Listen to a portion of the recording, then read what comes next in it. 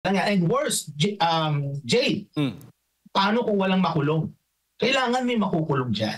Hindi pwede na puro investigasyon lang tayo, puro in aid of legislation, pero walang nakulong. So kailangan magkaroon ng makukulong dyan. Alam naman natin nangyari sa PDAF. No? Sa PDAF nung panahon ni Janet Napoles. Eventually, kahit matagal ang ating hustisya, umaandar yan, pero kahit na matagal, eventually naman, umuokay naman kasi may nakukulong naman. Kailangan lang maging patient tayo. But the thing is, kailangan masimulan na yan. Kasi alam naman natin, once the process goes into the courts, napakatagal yan. No? So kinakailangan, yan ay masimulan na.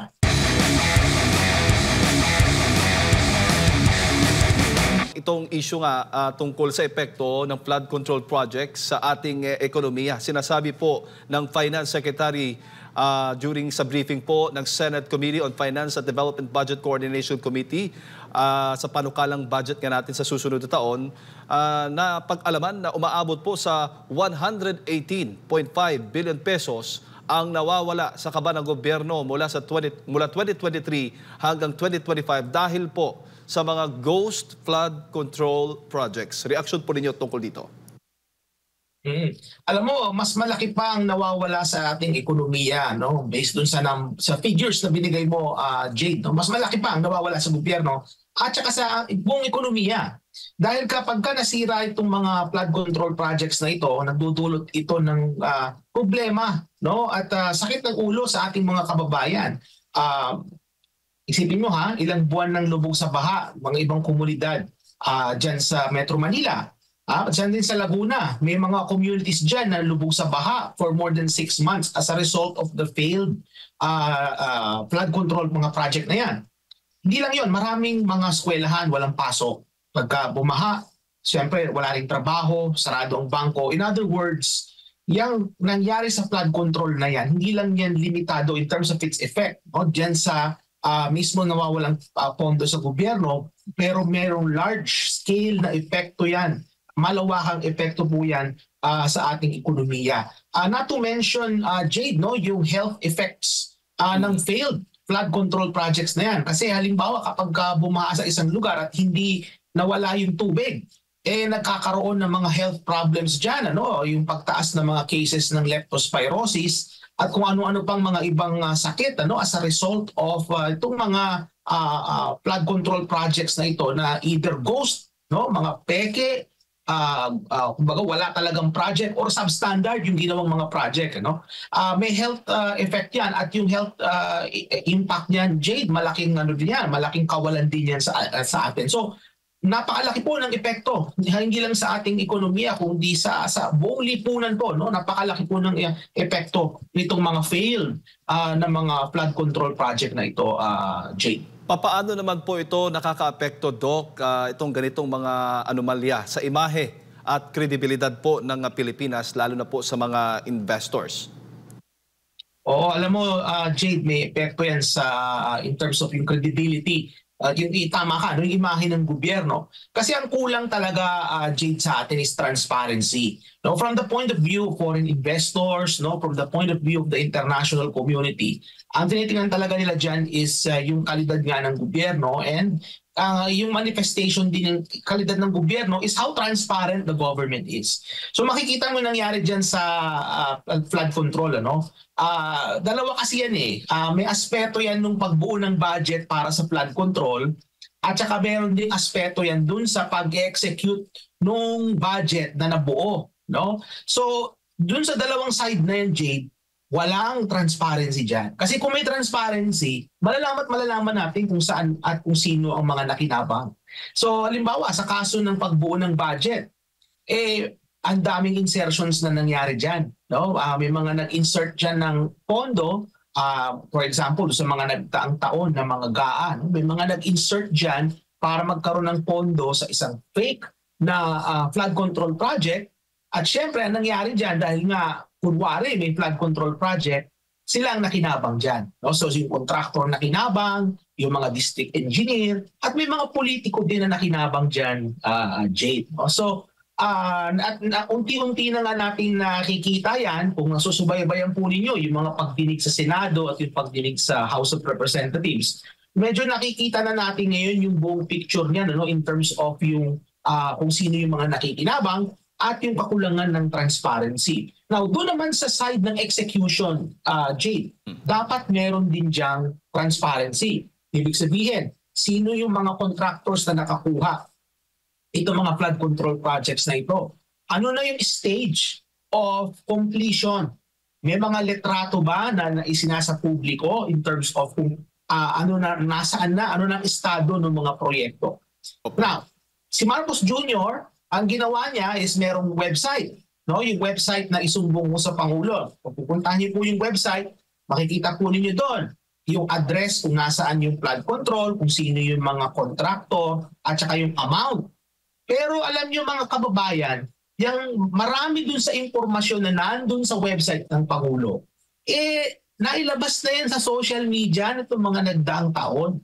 In fact, some of the information na nandoon sa website ng Pangulo, meron akong kopya dahil nakapag-download ako dun sa mga social media pages na meron na kumakalat na yan noon pa. So ibig sabihin, walang value added yung ginawa ng Office of the President in terms of putting the information about flood control projects doon sa kanyang website. There's nothing new there. No, siguro maliban na lang yung mga recent projects na naaprubahan nitong 2025. Pero most of the information there is already out there. Nandun na yon. So, ang kinakailangan talaga dito, Jade, no, para mag-improve ang reputasyon ng ating bansa, no? Tayo one of the most corrupt countries in the world. Para ma-improve ang reputation ng ating bansa, kinakailangan magkaroon tayo ng transparency, not only in the budget creation, no, yung pagbuo ng budget, lalo na po dapat sa budget execution.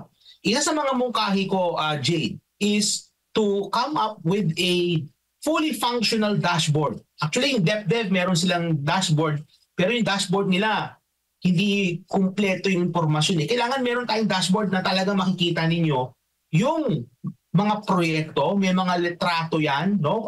Every updated, for example, every quarter, kung ano nang nangyayari. Makikita nyo doon kung sino yung mga nag-bidding at kung magkano yung mga amount, no, na ibinid nila. Kaninong congressman, no, or senador, o kung sino man yung mga nag-endorso niyan, yung mga naging involved. At makikita nyo rin doon kung anong LGU yung involved. Kumbaga, kailangan malaman natin kung sino-sino mga personalidad, no, yung mga napapaloob dun sa mga proyekto na yan para madali nating matrack yung accountability na sinasabi natin. Kasi yun po yung mahalaga. Now, hanggat hindi natin nalalaman kung sino lahat ng mga involved dyan sa flood control fiasco na ito, masasabi ko po na baliwala lang itong ginagawa ni President Marcos Jr. No? Tama nga ang ating ikalawang Pangulo. What she was saying is that it's too late. No, dapat ito matagal na itong ginawa, no? And hindi lang 'yon. It seems to me, Jay, if you were to follow yung mga congressional hearings, ang dating po sa akin is parang may mga pinoprotektahan yung mga iba nating mga mambabatas. It seems to me that they're very careful kapag ka na-mention yung pangalan ng mga either ng mga kasamahan nila or nung kanilang mga dating kasamahan. So, kumbaga dapat kung talagang totoo po tayo in terms of kung gusto natin ng transparency and accountability, then we have to name names. And that includes people who are politicians, no, halal ka man, appointed. Dapat yan naka-presenta yan sa tao, no, as part of transparency. Now, kung walang pangalang lalabas dyan, no, wala lang yan. And worse, Jay, paano kung walang makulong? Kailangan may makukulong dyan. Hindi pwede na puro investigasyon lang tayo, puro in aid of legislation, pero walang nakulong. So kailangan magkaroon ng makukulong dyan. Alam naman natin nangyari sa PDAF. No, sa PDAF nung panahon ni Janet Napoles. Eventually, kahit matagal ang ating hustisya, umaandar yan, pero kahit na matagal, eventually naman, umuokay naman kasi may nakukulong naman. Kailangan lang maging patient tayo. But the thing is, kailangan masimulan na yan. Kasi alam naman natin, once the process goes into the courts, napakatagal yan. No? So kinakailangan, yan ay masimulan na. Opo. Doc, meron ho bang mas mabisang paraan o anong paraan para mas mapaigting pa natin yung tinatawag na babanggit mo ngang transparency and accountability, lalo na sa paglalaan ng budget upang maiwasan yung mga ghost projects sa ibang bansa ba? Ano bang mga paraan nila para mas mapaigting nga ganitong transparency and accountability? Sa mga ibang bansa kasi, kada proyekto may mga tinatawag na performance indicators. So kumbaga, ano yung basihan ng project na ito? Bakit ba kinakailangan magkaroon halimbawa ng isang flood control project? So ang basihan niyan, Jade, is meron bang pangangailangan dun sa lugar na yun for a flood control project? Sa ibang bansa, merong feasibility, may mga pag-aaral. Hindi pwedeng yung halimbawa yung politician, yung congressman for example, gusto niya magpapogi sa kanyang distrito, kahit na hindi naman kinakailangan ng flood control project, nagpatayo sila ng flood control project, isiningit, nagkaroon ng insertion for that. Hindi dapat ganun. Kasi alam naman natin na ang government resources, very limited yan. At yung mga lugar na dapat talagang magkaroon ng flood control, doon dapat magkaroon ng flood control. So, ibig sabihin niya nito, Jay, is merong kakulangan in terms of yung feasibility. And babalik tayo sa issue ng master plan. Every river basin, sa every region, kasi yung mga river basin, it can go different provinces. One river system can go to 3 or 4 provinces. No? So malaki na sa sakop yan. Every river basin, dapat magkaroon ng master plan. And that master plan, yan ang magre-rekomenda kung anong klaseng intervention ang dapat gawin. Kailangan ba anong klaseng flood control or flood mitigation measure ang kailangan dyan. Yan ang wala sa atin sa ngayon sa ibang bansa, sa Netherlands, sa Japan. May mga pag-aaral dyan. At yung recommendations ng pag-aaral, yun ang naging basihan ng pagbabudget. Hindi yung kung ano lang yung gustong mangyari ng congressman o kaya ng senador o kung sino mang politiko dyan.